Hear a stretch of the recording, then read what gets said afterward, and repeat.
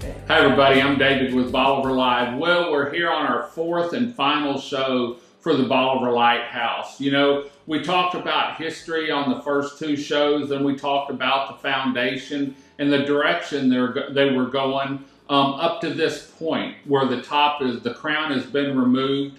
And now we're going to talk about the future and talk about some highlights and how funds are raised so that you can get involved and who all gets involved in this. So, Amy, thanks for joining us. This is last one.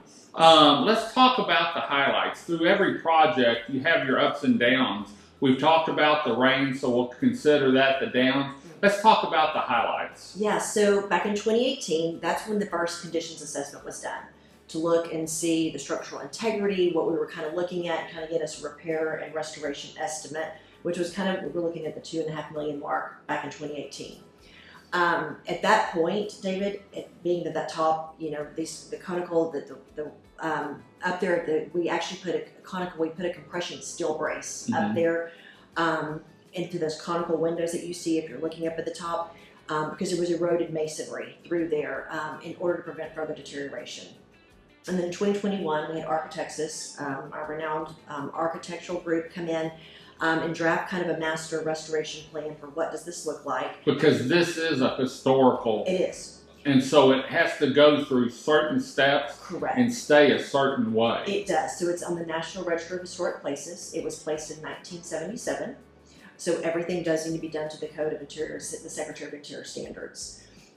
So in 2022, we had engineers, Pat Sparks and our engineering team come in and our masonry, with the main masonry guys that are just so amazing. And they dug a test pit to evaluate and look down to look at the anchor rods and the bolts to look at the integrity. And I will tell you, this made us extremely nervous. Can you imagine a 151-year-old structure? And now we're looking, but we needed to look to see the integrity. And David, we got down there, and what's amazing is basically the anchor rods and the bolts were in perfect condition 150 years later. Because they hadn't had air around them, probably. Yeah. That's my thought. There you go. And covered in shellcrete, which is really interesting. So we were very blessed, put it back as it is, that it was in good of condition that it was. And for those that don't know, this is actually metal wrapped brick. Cast iron wrapped brick. It's actually brick on the inside, so that you've heard us talk about the brick and stuff, and I just wanted to let y'all know, and we'll try and get a picture of it. But this is a foundation brick, and I've actually got a drawing of it. But, you know, through every project, especially historical projects like this, a lot of foundations go out for grants and fundraising. Let's talk about the fundraising and grants. Yes, absolutely. Thanks, David. So in 2022, we were awarded the United States Lighthouse Society Preservation Grant. We were one of 5 lighthouses in the country, so we were super blessed. We've got a great relationship with them. It's a wonderful organization, and they're thrilled with what we are doing. We also received a grant from the Texas Historical Foundation, and it was great. We welcomed them down a couple months ago and did a site visit with everyone, and they presented a check, which was lovely, and such a wonderful group to work with.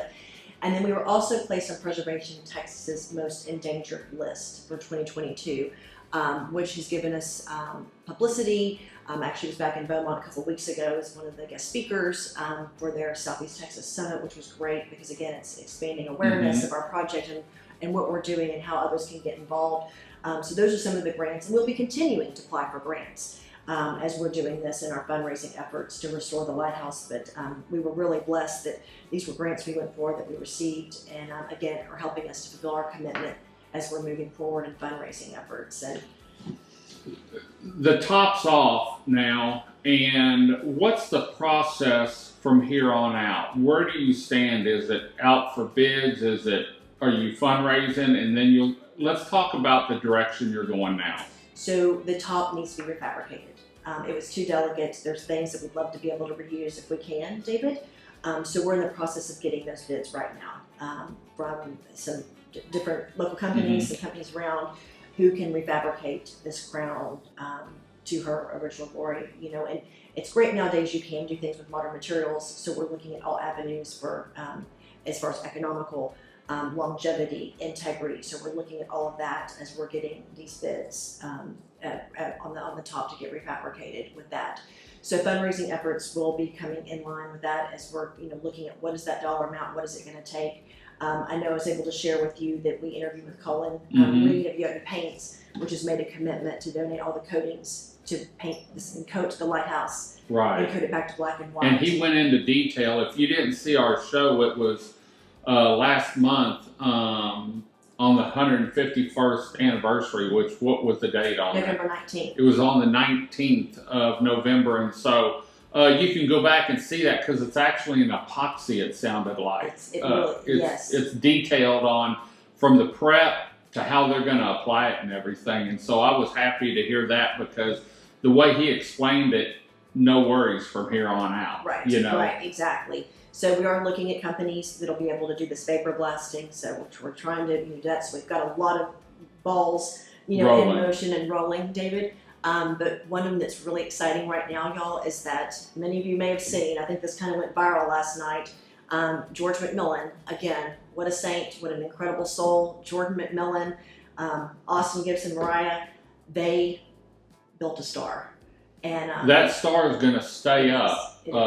It is. It is going to stay up till death do us part, till the crown. So we have a crown back on there, and we are opening the ground to the public a couple of times during the holidays, and so we are thrilled to be able to do that and have people come on and take selfies and be able to get up close on the property, which makes us really happy and my heart happy to be able to do this and welcome in safely. And it's magnificent. I mean, we lit this up last night for the first time just to make sure that everything was going to go without a hitch. And again, George never turned off. No, we didn't turn it off. I texted George. I was setting out on the highway, and I texted George the pictures I sent you. And about an hour later, he texted me back and told me that he was at home one evening, and it came to his heart. And he approached the foundation, and they agreed. Absolutely. And his son built the star. And if you haven't seen it yet, I'm sure it's on here. Star's 15 foot 8 inches tall. The cables that go from the top down are 112 feet with lights on it. And from what Amy said, those lights are going to change depending on the season. I'm waiting to see the pink lights for Valentine's Day, but anyway. Let's talk fundraising, people that want to get involved. And, I made it a point for my birthday. We ask everyone to donate, but you don't have to donate a lot. You don't. $5, even Absolutely. If a child has $1 and they want to donate it, it's a great cause. And so how can people get involved in that? Learn about fundraisers you're going to have. Where should they go for all that information? To our website. Okay. And Facebook, we're sharing this information. There's a Donate Now tab. And David, to your point, first of all, thank you so much for your 60th birthday, for doing that for us. I mean, it was a wonderful, we're blessed by your generosity. I'm going to mess everyone up next year and tell them I'm 61, so they're going to have to do $61. Perfect, bring it on. And that was a fabulous occasion, y'all. So let me just tell you this, when David has a party, he has a party. And I'm already told Jamie Bergeron I want him back again next year. And let me tell you, if you haven't heard Jamie play, unbelievable. You could not fit another person. Music. You could not. It was fabulous. You couldn't fit another person down there and down below. Sweets I shouldn't have eaten. We ate. I'm sure a few people had some drinks they shouldn't have had. But let's talk about the website real quick, because anything you need is on that website. It is. So BolivarPointLighthouse.org is where you can go. You can see we're going to be updating, with fundraising plans. Like you said, we're leaving the star up. We have plans throughout the rest of the year to bring other people, in for other occasions that we're going to be doing. And this is the first with this light up. We're going to keep doing that every year as one of our fundraisers. So we'll have more around the 152nd anniversary. So we're in the process of getting all of this kind of laid out for the next year, David. So I'll be able to come back and share plans of what we're doing for fundraising efforts. But, David, to your point, this is the Peninsulas, and to be able to do this, down the road, we envision a visitor center, a history center where we can tell the history, because there is so much to be told here, an educational curriculum for the kids to be able to know, for them, down the road, be able to come in and understand, the lighthouse, just again, the history, the architecture, meteorology. There's so much to share about this. And it's not just the lighthouse. And that's what I wanted people to know. It's your plans for the information center, your plans to open it up to the Yes. public. Maybe not every day, but certain days. Absolutely. It's the plans for groups to be able to come in and take private tours down the road. And then also, let's talk about the passport, because this is a world-renowned thing. It is absolutely. And so, David, when we came in and started doing this, we're on the United States Lighthouse website, and they're talking about this passport. And I'm like, what is this passport thing? And they said, well, they're stamps. And I said, well, do we have a stamp? And they said, well, yes, the year was incorrect. So they recorrected that, and they sent us a stamp. And then Barbara Hornbeck was awesome and said, you know what, I saw that you can have one for your 150th or a big momentous milestone. So we actually have 2 stamps. So people go all over the United States. It looks just like a passport that you would have going out of the country. Mm-hmm. And they go around they take tours and they get their lighthouse stamped. And even in Texas, you can go down to Port Isabel. There's other lighthouses that you can go and get your passport stamped. But it is amazing. There are people, we call it the fan mail, that will send a self-addressed stamped envelope. They will send a small donation in the mail, and they want an index card stamp to be able to add to their passport. So what's down the road when we're open and be able to share this, to be able to stamp this. We actually hosted the United States Lighthouse Society. They came for a tour, 2 years ago now, and they all had their passports. We sat there and got to stamp them. And it's really a neat program, and people love this. And so I get real excited thinking, and we all get really excited thinking, gosh, that'll be so awesome. Have you seen any of those really full of people that come in? Oh, yes. I will tell you, especially that group that came in.